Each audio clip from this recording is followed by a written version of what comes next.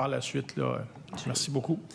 Du côté, nous retournons du côté de l'opposition officielle avec le député de Jacques-Cartier pour 17 minutes. Oui, Monsieur le Président, merci beaucoup. Je vais reposer la même question que le député de Vaudreuil. Alors, je ne sais pas si, Madame la ministre, vous voulez compléter votre réponse à ma collègue. Oui, bien, c'est ça. On a, dans le dernier budget, une nouvelle enveloppe de 300 millions en infrastructure. Donc, il y aura un appel de projet incessamment. Puis, on invite évidemment tout le monde à déposer pour pouvoir jouir de ce financement-là. Puis, bon, effectivement, on s'est rencontrés puis on a discuté de ce projet-là. On a vu d'autres alternatives, peut-être avec IQ et tout ça, puis avec le MAM, qui s'avérait... Qui ne fonctionnaient pas. C'est pas dans leur champ de pratique. Mais on se réjouit. Je pense qu'on peut être très, très, très heureux d'avoir eu une autre enveloppe de 300 millions dans le dernier budget. Il y a une urgence quand même pour le projet que ma collègue a posé une question là-dessus. Alors, j'espère que la ministre va mettre une focus là-dessus puis donner ça une priorité. Je complète peut-être l'intervention de ma collègue. Alors, merci beaucoup, Madame la ministre. En fait, je l'ai mentionné tantôt qu'il y a eu pour 2,7 milliards de demandes, puis 300 millions la dernière enveloppe. Donc, il y a urgence à bien des places. Puis là, je ne ferai pas de l'arrogance, mais il y avait quand même un petit tableau qui démontrait c'était quoi la hauteur des investissements en infrastructures sportives par le passé. Donc, évidemment, on a beaucoup de rattrapage à faire.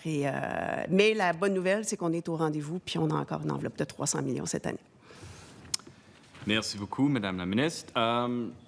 J'ai une question pour vous et pour votre ministère. Pour le projet de loi 97, la loi visant principalement à moderniser le régime forestier, on sait que les nouvelles zones vont être proposées pour permettre des activités de récolte du bois dans les zones de conservation qui remettent en question la protection des aires naturelles. De plus, la planification des activités forestières serait transférée aux titulaires des licences. Ça réduit ainsi le rôle du gouvernement dans la gestion des forêts publiques. Ces changements pourraient avoir un impact sur la capacité de la CPAQ à remplir sa mission de conservation et de mise en valeur des parcs nationaux.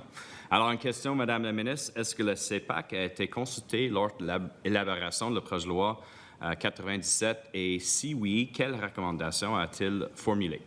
Oui. Bien, en fait, non seulement la CPAQ, mais aussi mon ministère a été consulté, puis on s'est assuré justement qu'il y aura une concertation, puis qu'il y aura une diffusion des informations, notamment pour garder les sentiers intacts, hein, parce que ça faisait partie des grandes préoccupations.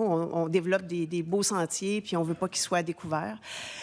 Donc, c'est déjà prévu dans le projet de loi, puis on va s'assurer d'être cohérent dans... C'est là, les consultations, puis tout ça, puis on va être là. Puis là, il y a avec moi aussi les gens de la CPAQ et le PDG de la CPAQ, puis je ne sais pas s'il veut rajouter quelque chose. Très éloquent toujours dans ces discussions. Alors, je peux le laisser. Voulez-vous qu'il vous en parle ou d'autres choses? Non, c'est correct, parler Madame de la ministre, CPAQ. On peut entendre les gens qui sont avec nous aujourd'hui. Pas de trouble. Oui. Alors, monsieur, ça prend le consentement de la table. Ai-je le consentement? Alors, monsieur, voulez-vous nommer par votre titre et votre nom? Martin Soucy, président directeur général de la CPAQ. Merci.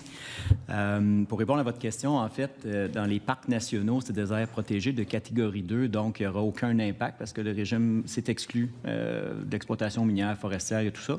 C'est dans le cas des réserves fauniques où les aménagements forestiers avec la conservation de la faune. Vous savez, c'est des lieux de chasse et de pêche. Donc, il faut essayer de protéger, d'arriver à un équilibre pour avoir des habitats, notamment pour l'espèce emblème qui sont les orignaux au Québec. Donc, on a été non seulement consultés, on a pu avoir des discussions plus particulières avec les gens du ministère des Ressources naturelles. Ça s'est fait via notre cabinet.